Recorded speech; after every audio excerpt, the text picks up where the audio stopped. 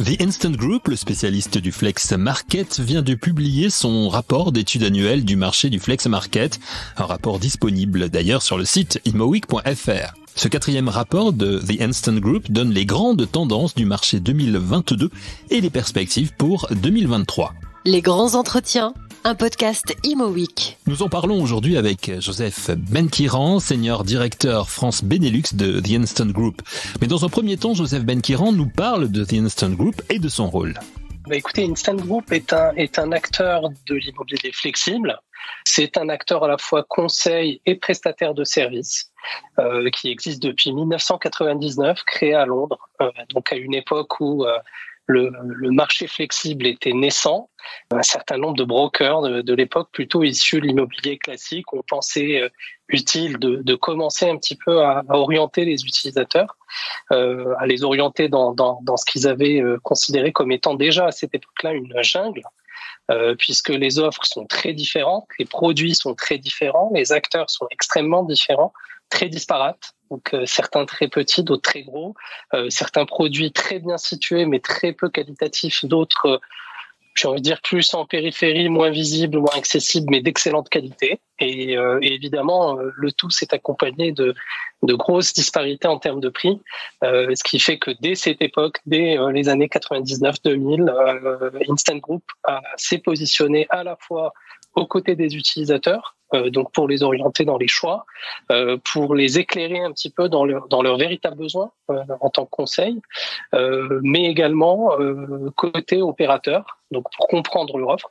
pour lister leur offre. Nous sommes avant tout une plateforme digitale, donc une marketplace digitale, ce qui fait qu'on sait, nous sommes agnostiques en termes de produits, et puis nous positionnons sur le même pied les différents produits sur le marché. Nous listons selon les villes entre 15 et 80% des offres, et nous essayons d'orienter de la façon la plus transparente, la plus simple et la plus accessible les utilisateurs vers le bon produit. Vous étiez quand même précurseur finalement sur le flex market fin des années 90. Vous avez dû faire, j'imagine, beaucoup d'évangélisation, je dirais, si je peux employer ce mot. Et on en fait encore. Ouais. On en fait encore parce que je suis moi-même issu de l'immobilier traditionnel. Étant architecte de formation, donc très attaché, j'ai envie de dire, à l'art de bâtir, à l'art de construire, produit. Et puis ayant fait mes écoles plus récemment chez Johnson LaSalle. Donc évidemment, l'immobilier classique reste une base et est une base immuable, à la fois côté, j'ai envie de dire, immobilier d'entreprise, mais aussi sur toutes les autres classes d'actifs. Mais il y a une évolution du marché, il y a une évolution de la demande. L'idée, c'est vraiment de concilier produit, donc offre, et demande. Et dans cette conciliation, il y a forcément un enjeu de temps. Il n'y a pas qu'un enjeu d'espace. Il n'y a pas qu'un enjeu de localisation. Il n'y a pas qu'un enjeu de prix. Il y a aussi avant tout un enjeu de temps. Les entreprises ont besoin de temps pour comprendre un peu. On vient de vivre une étape pandémique, un épisode pandémique assez important, avec tous les chamboulements que ça suppose, suivi de chamboulements à la fois économiques, politiques, stratégiques. Donc forcément, s'engager sur le long terme aujourd'hui a un sens, au-delà du produit, au-delà de sa localisation. Les entreprises ont besoin de loger leurs collaborateurs, donc ça ne change pas. Maintenant, elles ne savent pas combien de collaborateurs elles veulent loger et quand. Donc toutes ces questions, évidemment, on va en parler puisque vous avez évoqué la crise sanitaire, la crise économique que l'on subit encore, qui ont chamboulé un petit peu les choses, qui ont fait accélérer aussi un petit peu les choses. On va s'intéresser à ce 4e rapport que vous publiez sur le marché du flex market pour l'année 2022, 4e édition donc de ces rapports.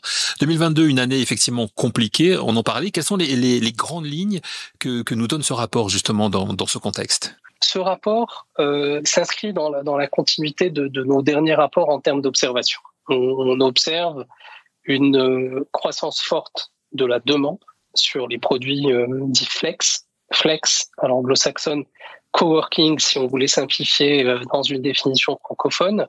Venant du conseil en immobilier, c'est vrai que le flex, on l'associe souvent au flex office, qui est le desk sharing, donc le partage de postes de travail. Voilà, voilà, partage est plus français que coworking finalement. Tout à fait, absolument. Donc faut d'abord avoir un vocabulaire commun, et c'est vrai que on a publié d'ailleurs ce rapport en même temps qu'un glossaire.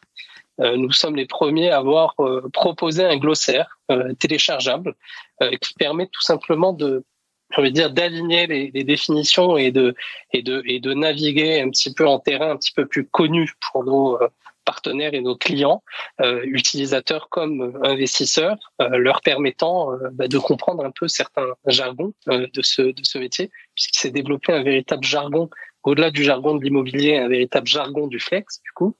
Et je pense que ça commence déjà par définir ce dont on parle, et ce rapport contribue aussi à la définition de ce produit. Donc c'est plusieurs produits, et puis au-delà de l'aspect quantitatif, il y a un véritable enseignement sur l'aspect qualitatif. La demande évolue à la fois en termes de quantité. Donc pour vous donner un chiffre, entre l'année dernière et cette année, on a observé l'évolution de 144%. Du trafic et de la demande sur des produits flex. La taille des utilisateurs aussi est assez intéressante à regarder. Donc c'est 18% de plus en surface prise. Alors on ne parle pas de prise à bail pour le flex, on parle de contrat de service. Donc prise sous contrat, signé sous contrat de service. Ce que ce rapport nous apprend également, c'est que, et c'est vraiment le cœur de notre intérêt, c'est que pour la France, le développement se passe en région. Alors, c'est le cas aussi pour l'immobilier classique, l'immobilier traditionnel. Mais la croissance est extrêmement forte dans les régions comparée à Paris et à la région francilienne, où la demande a tendance à stagner, voire reculer. Alors, en termes de croissance, évidemment, pas en termes de volume. Donc, évidemment, le volume continue à croître, mais à un rythme moins important qu'en région. Le Flex Market s'est donc développé principalement en région en 2022, c'est ce que nous explique Joseph Benkiran. Mais quand on parle de région, parle-t-on essentiellement de grandes métropoles ou la demande émane-t-elle aussi de villes moyennes? Réponse de Joseph Benkiran. Alors, c'est les 17 grandes villes de France qui suivent Paris. Donc à la fois les grandes métropoles, principalement celle de Marseille, Lyon, évidemment, dans l'ouest, donc dans la façade atlantique également, des villes comme Bordeaux, comme Nantes, mais c'est aussi en effet des villes plus moyennes, sur lesquelles, au fait, ce que l'on observe, c'est qu'en même temps, on a ce phénomène post-pandémique et qui commence un petit peu à s'inscrire dans une forme de tradition française j'ai envie de dire, de sortir des grandes métropoles et d'habiter un petit peu plus en région.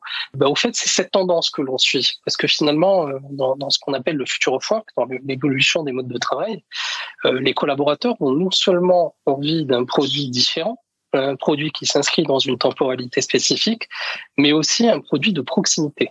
Donc, les gens ne veulent pas voyager longtemps, prendre leur voiture longtemps, prendre des transports très longtemps pour arriver sur le lieu de travail. Et c'est un véritable créneau pour les opérateurs du flex, puisqu'ils sont en mesure de proposer des produits à proximité des lieux où on vit. Est-ce que justement, quand vous dites aussi qu'il y a des entreprises un peu plus importantes qui s'intéressent aujourd'hui au flex, est-ce que ça veut dire que c'est le télétravail aussi qui provoque ça? Est-ce qu'il y a un lien direct entre justement le fait de pas être tous les jours au bureau et le fait de prendre des espaces qui permettent justement de partager? Alors tout ça est corrélé.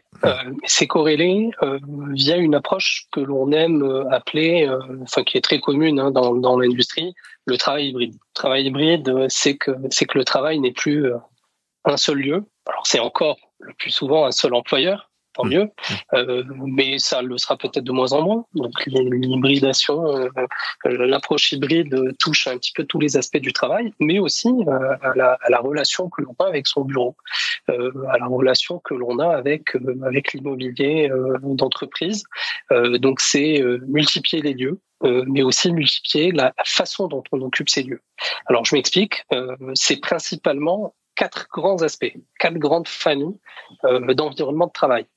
Le plus, j'ai envie de dire, traditionnel et le plus visible, ça reste le bureau traditionnel, ça reste le siège de l'entreprise. Donc là-dessus, la tendance du marché, mais c'est quelque chose qui s'inscrira dans la durée, ça restera des baux longs et les opérateurs, les investisseurs, les propriétaires continuent à investir dans cette relation avec les entreprises pour avoir une partie de leur portefeuille sous forme de siège ou de siège national, ou de siège international, ou de siège régional, sous forme d'immobilier traditionnel dans le cadre d'un bail plus long et de surfaces plus importantes. Des surfaces qui se réduisent d'ailleurs.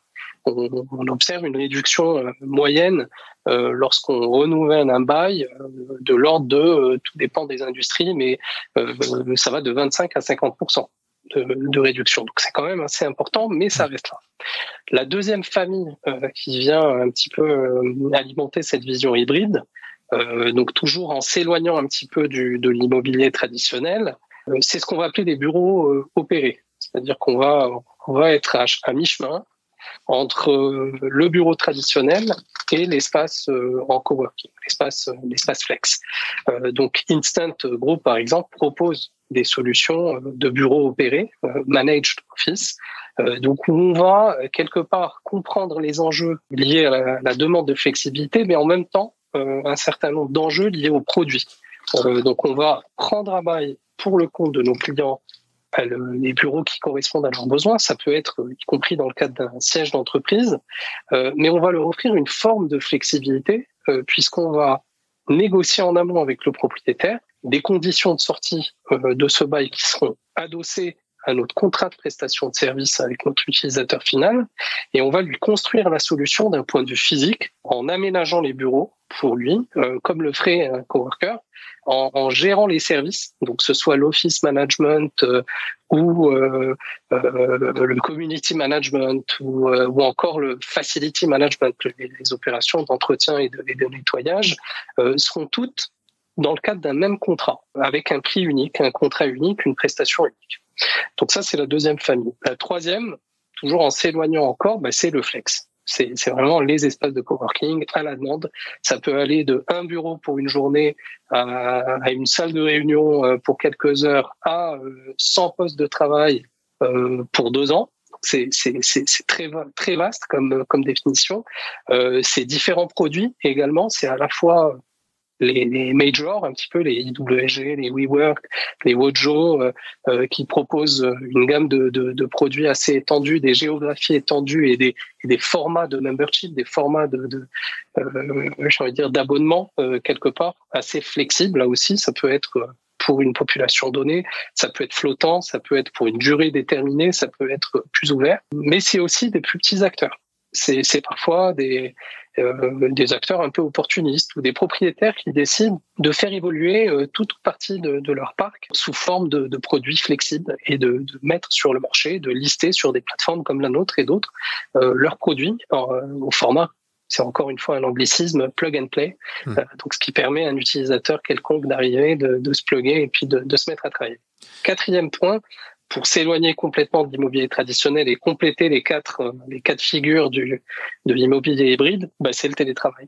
Le télétravail est parti pour durer. Le télétravail ne disparaîtra pas. Le télétravail existait avant la pandémie.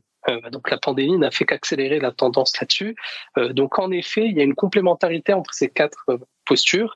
Et oui, lorsque on parle d'un peu plus de flex, c'est que ça vient en complémentarité du télétravail, puisqu'on a envie à la fois d'être plus proche de chez soi, donc soit chez soi en télétravail, soit proche de chez soi, dans une posture un peu de travail en équipe ou de travail individuel, mais dans un bureau structuré, ce qui nous permet de sortir, de rencontrer du monde, d'avoir accès à des services, d'avoir accès également à des espaces professionnels. Plus de demandes de flex office, nous disait il y a quelques instants Joseph Benkiran, de la part de grandes sociétés. Cela sous-entend aussi une nouvelle manière de repenser les espaces de bureau. On le voit notamment avec les architectes qui aujourd'hui imaginent pour les grandes entreprises des bureaux dans lesquels les espaces sont proches de ce que peuvent proposer les fournisseurs actuels de flex office. Joseph Benkiran, qui est architecte de formation, nous parle de ce sujet. Tout à fait, vous touchez au point central, c'est vraiment l'utilisation de ces espaces. Et c'est la façon dont ces espaces sont pensés. Alors, je ne parlerai pas de concurrence, mais je parlerai de complémentarité avec le travail que font les directions immobilières au sein des entreprises, puisque la plupart sont encore et seront encore dans le cadre de baux assez longs, ce qui fait que finalement leurs besoins évoluant, ça libère des espaces. Alors vous avez différentes façons d'adresser le sujet. Vous pouvez tenter de restituer ces espaces soit avant, soit pendant, soit après une période de renégociation de votre bail. Ça c'est tout à fait possible. Après il faut voir un peu les conditions que vous allez négocier avec les propriétaires en réduisant votre empreinte. Ou vous allez vous dire, finalement, mes équipes ont besoin de quelque chose de vivant. Le bureau est vivant, le bureau n'est pas statique, et c'est pas forcément à l'échelle de 3, 6, 9 ans ou 12 ans qu'on observera ces évolutions. Ça peut se faire à beaucoup plus court terme. Je travaille sur un projet spécifique, j'ai besoin d'un partenariat, j'ai un partenaire qui vient occuper tout ou partie de mes bureaux. Qu'est-ce que je lui propose comme solution? Et de la même façon, j'ai une partie de mes équipes qui va se retrouver chez le client, qui va être un petit peu plus que d'habitude en télétravail, qui va aller ouvrir une nouvelle filiale ailleurs. Ça me libère de l'espace. Qu'est-ce que j'en fais? Alors c'est là que c'est intéressant. On a beaucoup de clients corporate, utilisateurs, qui sont dans ce cas-là, qui se posent des questions sur que faire de leur parc actuel, que faire de leur surface actuelle, comment les flexibiliser, comment les transformer, tout en s'assurant de garder des enjeux de confidentialité, d'accessibilité des locaux, qualité, j'ai envie de dire, d'utilisation des locaux également, de gestion du trafic, d'optimisation de la gestion des services aux utilisateurs. C'est un sujet en plein développement. Pour terminer, par rapport justement à tous les enseignements que nous amène ce quatrième rapport, et aussi par rapport à votre expertise qui est importante, votre expérience, comment vous voyez les choses évoluer en termes de flex office? Vous avez dit tout à l'heure, il y a beaucoup de choses encore à faire. Alors, nous venons de publier un autre rapport, définitivement. Nous sommes prolifiques en ce moment. C'est avec le Urban Land Institute, le ULI. C'est un rapport qui est pour l'instant en anglais, donc qui date d'il y a quelques jours. Nous sommes en train de le traduire et de l'adapter au français, et nous allons le publier également sur nos plateformes. C'est un travail qui vise à clarifier les enjeux autour du produit. En anglais, c'est bridging the gap between occupiers and landlords. C'est vraiment rapprocher les utilisateurs des propriétaires. Tout l'enjeu est un enjeu de produit. Donc, je ne vous étonnerai pas en vous disant que l'enjeu n'est pas autour de la demande. L'enjeu est autour du produit. Aujourd'hui, ce que l'on observe, c'est qu'il y a un manque de produits. Il y a un manque de produits adaptés. Il y a des produits, il y a des surfaces encore de disponibles, il y a des produits en coworking, en flex disponibles. Mais ce que l'on observe, c'est que ces produits ne répondent pas forcément avec précision à la demande des utilisateurs. Il y a encore un gros écart. Donc, côté utilisateur, on considère que 61% d'entre eux considèrent ne pas avoir totalement le produit dont ils ont besoin. Et côté propriétaire, ils ne sont que 15 à 16% à considérer que leurs produits ne seront pas adaptés. Donc, vous voyez un petit peu la différence de perception. Ce que je peux vous dire sur les grandes lignes en termes d'évolution des produits, à part les classiques, puisque les classiques, c'est vraiment forcément la localisation, le prix qui évolue, le mobilier, le produit au sens physique. C'est l'environnement, c'est tout ce qui se passe autour du produit et c'est la performance du produit. Alors, je vais commencer par la performance. La performance, c'est avant tout, faut le savoir, le flex est aussi un outil de gestion des enjeux ESG des entreprises. Ça permet de répondre à tout ou partie, non seulement des enjeux de nature écologique, engagement écologique, aspect durable de la relation que l'on a avec le bureau, qui est un des premiers émetteurs de gaz à effet de serre, de carbone, mais aussi un gros, j'ai envie de dire, enjeu coût pour les entreprises. Donc, c'est cette performance qui est recherchée. C'est comment, finalement, au travers de ce type de produit, je vais pouvoir déléguer à mon opérateur ou à mon propriétaire la réponse en tout ou partie à mes enjeux liés à ces engagements. Comment, finalement, j'ai le choix. Donc, quand vous avez le choix, c'est un petit peu comme sur tous les produits. Vous avez le choix sur le marché automobile, vous allez certainement aller vers l'automobile qui répondra le mieux à vos engagements, le mieux à vos enjeux, le mode de transport qui répondra le mieux à vos enjeux. C'est aux constructeurs d'adapter leurs produits pour, quelque part, répondre à ces enjeux. C'est la même dynamique que l'on observe sur le marché du travail du bureau flexible. Donc, c'est finalement une réponse à ces enjeux et l'adaptation des produits en vue de cette performance. L'autre sujet, c'est l'environnement. C'est le bureau au sens élargi. C'est à la fois le bureau au sens physique, mais c'est aussi toute la relation qu'il a avec son environnement immédiat. Donc c'est comment finalement ce produit, ce lieu, s'inscrit dans une continuité de parcours, en termes de parcours d'utilisateur. Donc ça va de votre réveil jusqu'à votre endormissement. Vous avez un cycle et comment finalement ces produits, puisque c'est plusieurs produits, c'est à la fois du bureau physique, c'est des salles de réunion, c'est des services. Donc c'est des services de restauration, c'est des services de bien-être. Comment ces différents services vont venir ponctuer votre journée, comment vous allez les trouver sur votre chemin de façon naturelle et comment vous allez y accéder, les utiliser et les quitter de façon naturelle. Donc c'est tous ces enjeux qui définiront le bureau de demain. Le bureau de demain qui va donc passer incontestablement par le Flex Office, si l'on en croit les différentes enquêtes menées par The Instant Group, et que vient de nous relayer Joseph Benquiran, Senior Directeur France Benelux pour The Instant Group. Merci à lui et merci à vous pour votre fidélité à cette émission. La semaine prochaine, un nouvel épisode de Les grands entretiens, un podcast Imo Week.